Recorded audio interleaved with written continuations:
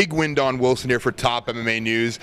I was wishing this would be a post or a pre-fight interview, but we got Raging Kajan Johnson here, and we're going to talk about what's going on with him because you've been really out of the spotlight the last year. You know, we've been seeing you in corners. We know you're down at TriStar. What else is going on with you?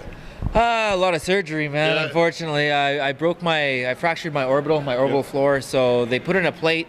Unfortunately, the plate scarred to my eye. So now I have double vision on my right side. So now you have four eyes right now. I'm looking at you.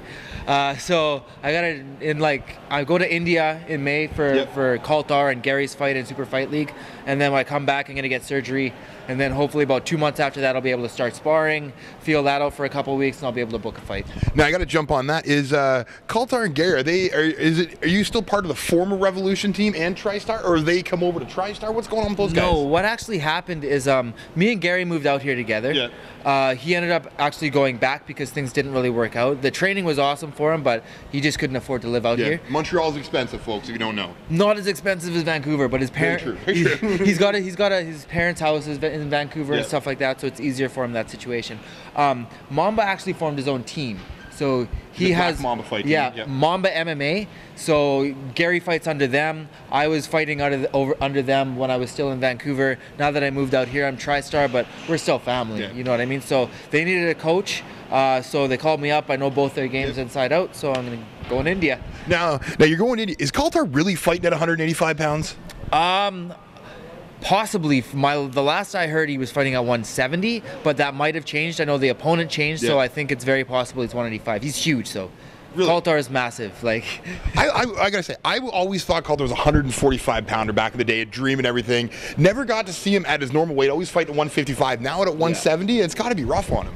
No, it isn't. It's better on him actually. When he would go, like he would leave Canada when he fought in Dream. He'd leave Canada at like 166.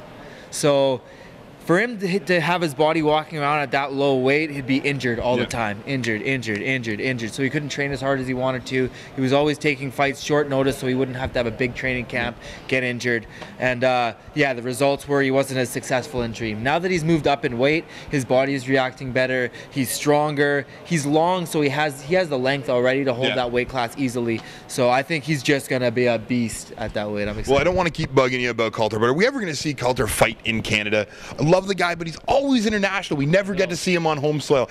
Is that because he gets, obviously I'm taking it because he's getting better money overseas? That's what it is, man. Black Mamba's about the money. So you're going to pay him 20 G's, he'll fight in Canada for sure, but nobody will, unfortunately.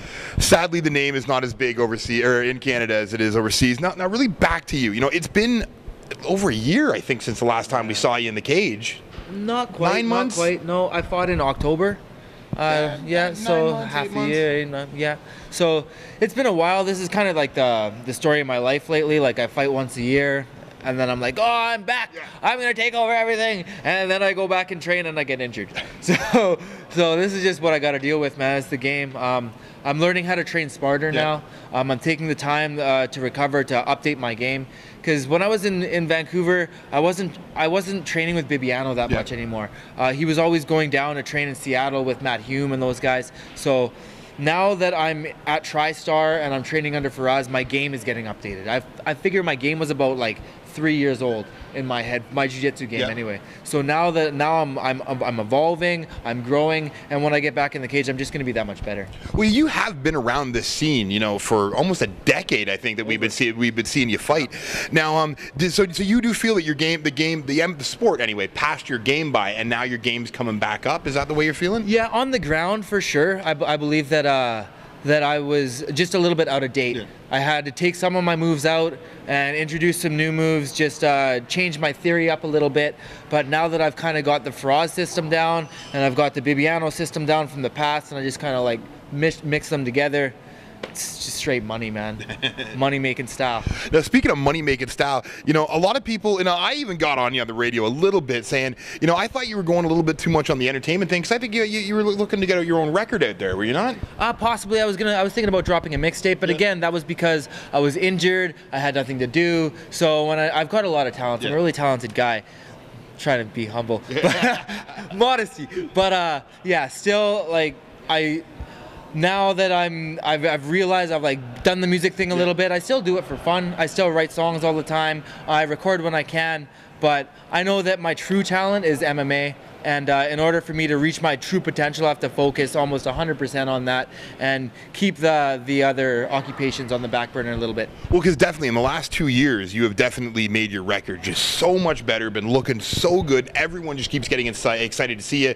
Injury. Yeah. So you're thinking maybe 6 months or so before we see you back in the ring? Yeah, I figure like 6 to 8 months, depending on how recovery goes, depending on this next surgery goes, because nothing's 100%. Who knows, I might wake up with double vision, and then we're doing another surgery, right? So as long as I can be healthy and I can start sparring within about 2 months after the fight, I'll probably be fighting. If I spar within 2 months, I'll fight 4 months after that, most likely. All right, well, we're definitely looking forward to seeing the cage. Now, before I let you go, I definitely got to ask, it is an eye issue. Does that play on you mentally at all as a fighter? It's not something like an arm or a muscle that's easy to repair. Eye thing, you either have it or you don't, right? So does that play on you mentally at all? Definitely. I have to look at the longevity of my life as well, and quality of life long term. So a lot of people are advising me to stop fighting now, but I've been hearing this for a long time. The fact that I have double vision is very annoying, for sure. It's very annoying, but as long as that goes away, I'll be fine. Like, this isn't my first orbital surgery. I broke this side and I broke it way worse. Jesse Bongsfeld, kneed me in the face, which isn't even on my Sherdog record for some reason. But yeah, he kneed me in the face and broke the whole side, right? So I recovered from that, and I ended up being like 10 times better when I came back. So I'm figuring the same thing is going to happen here. I'm going to have this surgery, recover, and then I'm going to get back in and just start murking everybody. Well, I got to say, every time you've had an extended layoff, you have come back looking even better. So, I got to say, everyone from Top MMA News, all the fans, we are looking forward to seeing the ring. Now, before we let you go, family, friends, sponsors, you want to give a shout out to? Yeah, I'd like to shout out my own company. We're dropping a couple tank tops and some snapbacks here for the summer. Raging Inc. Fightwear. Got to shout out G'd Up. From the feet up, my boy Ryan Ford, Effin' Apparel, Elite Organic Nutrition. Shout out to all my friends and family back home in BC. I know they're all rooting for me and worrying about my face. And all my people here at TriStar, Faraz Zahabi, James Paladna, Roy McDonald, all the boys fighting in UFC this weekend. Shout outs, one love, baby. Beautiful. Once again, fans, big win, Don Wilson. Raging Kajan Johnson, Top MMA News.